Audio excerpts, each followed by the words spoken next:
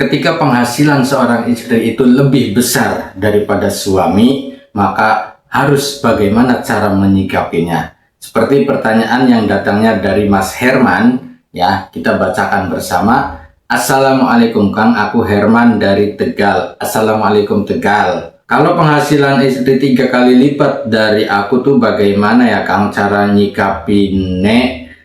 Aku ngerasa numpang hidup banget.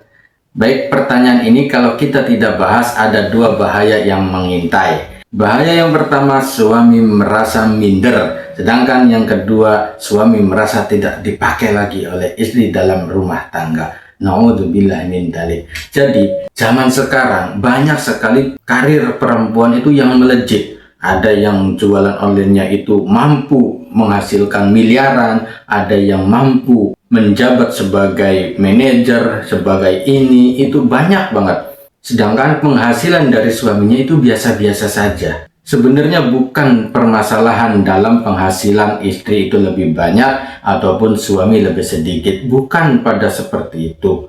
Tapi permasalahannya ada di 3 bagian ini. Yang pertama, ego seorang suami merasa terpukul, merasa tertekan karena suami kita samakan dengan nafkah ataupun mencari uang.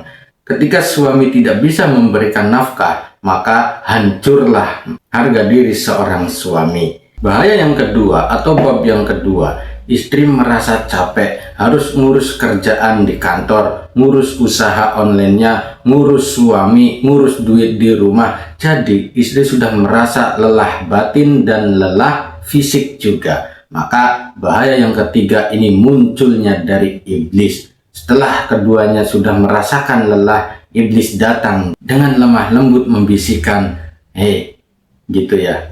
Kita ibaratkan saja, "Hei, kamu itu usahanya sudah melejit, penghasilannya sudah lebih daripada suamimu. Ngapain kamu masih mau nurut diatur oleh dia?" Gitu.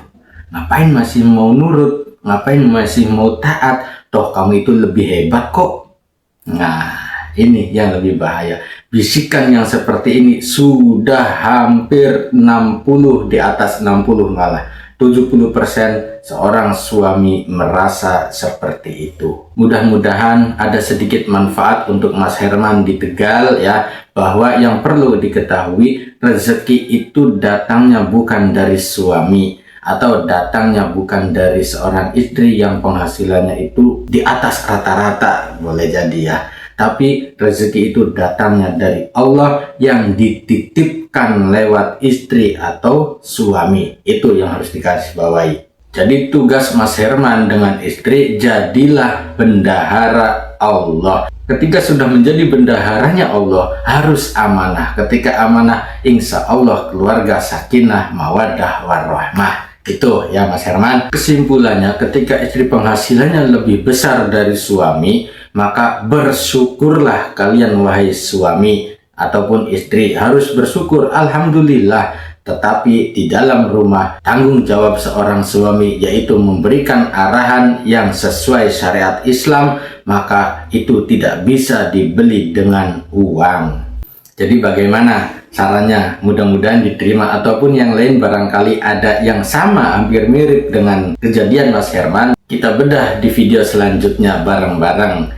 Cukup sekian, wassalamualaikum warahmatullahi wabarakatuh.